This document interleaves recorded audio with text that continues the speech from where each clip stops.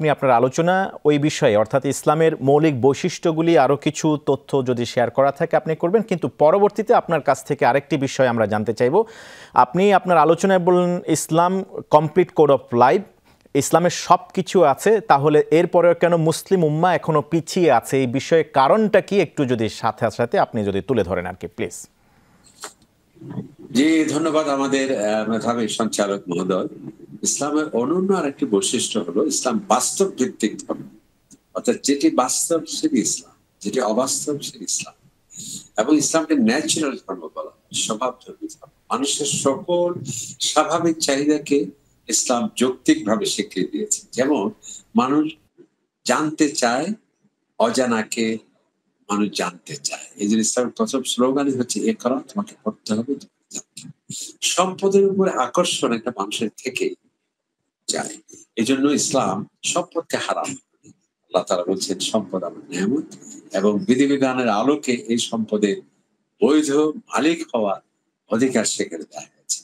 এমনকি মানুষের একটি স্বাভাবিক হলো সে বিতর্কের মাধ্যমে, অর্থাৎ সে যা বুঝেছে অন্যকেও যুক্তির মাধ্যমে তার চিন্তার সপক্ষে আনার একটা প্রয়াস, ডিবেট মানুষের মধ্যে একটা প্রবণতা, সেটাও ইসলামে আছে। ও জাদিল হুম বিল্লাতি হিয়া আহসান, তুমি একটা উত্তম বিতর্কে তুমি অংশগ্রহণ করতে, অর্থাৎ স্বভাবধর্মী ধর্ম মানে মানুষের সকল স্বাভাবিক চাহিদা, যেমন মানুষের একটা জৈবিক চাহিদা আছে, সেই জন্য ইসলাম বিবাহ নামক পবিত্র বন্ধনের মাধ্যমে সেটাকে স্বীকৃতি দেওয়া হয়েছে।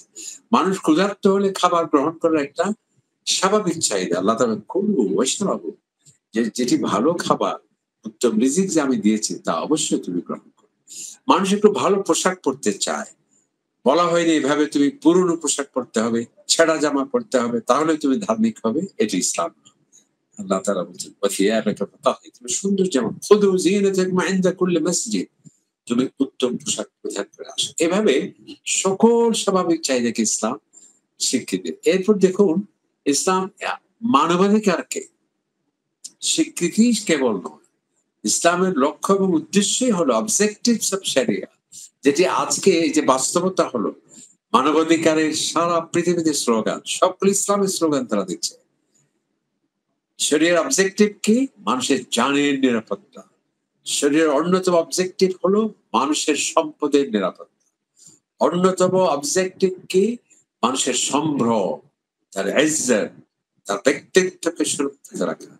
মানুষের অন্যতম দিনের বৈশিষ্ট্য কি? আপনার বংশ পরম্পরা, কে কার ছেলে, কার মেয়ে, এর মধ্যে যত সন্দেহ, ধূম্র জালে আবৃত হয়ে থাকবে, মানুষের পরিচিতি সংকটে ভুগবে, এর থেকে লজ্জার বিষয় মানবতার জন্য আর হতে পারে না। সেই জন্য ইসলাম মানবাধিকার বা হিউম্যান রাইটস, এটি কিন্তু ইসলামের মৌলিক উদ্দেশ্য।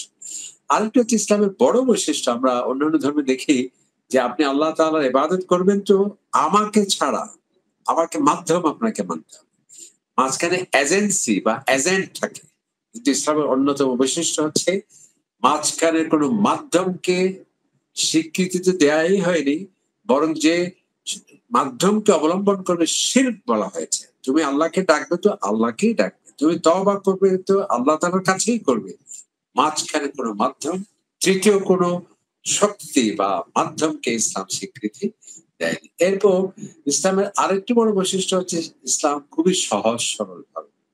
এখানে এমন কোনো বিধান নেই জ্বলন্ত কয়লায় দাঁড়িয়ে আমার পা জ্বলতে হবে, এমন কোনো বিধান নেই আমি বাবা হয়ে শিশুকে হত্যা করে আমি আল্লাহ তাআলার সন্তুষ্টির জন্য এই ধরনের কঠিন কাজ করতাম।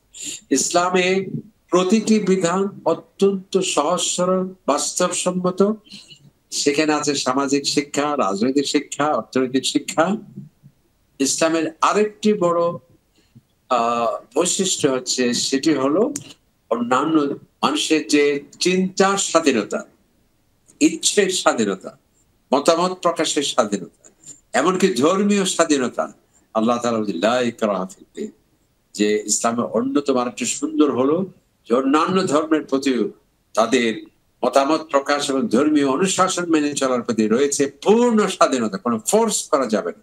লা ইকরাহা ফিদ্দীন, দ্বীনে কোন ধর্ম বিশ্বাস বল প্রয়োগের মাধ্যমে তুমি অন্য কোনো মানুষের উপর চাপিয়ে দিতে পারবে না। আল্লাহ তাআলা ফামান শাআ ফালইউমিন ওয়া মান শাআ ফালইয়াকফুর, আমি সত্যকে প্রতিবাদ করেছি, সুস্পষ্ট করেছি। এখন কেউ ঈমান আনয়ন করে সে আমার কৃতজ্ঞ বান্দা হতে পারে, আবার সে ঈমান না এনে সে বিচ্যুতির পথেও যেতে পারে। এই যে freedom, freedom of choice, freedom of religious, freedom of opinion, এই সবগুলোকে ইসলাম স্বীকৃতি কেবল নয়, এটি অন্যতম তার একটা সৌন্দর্য।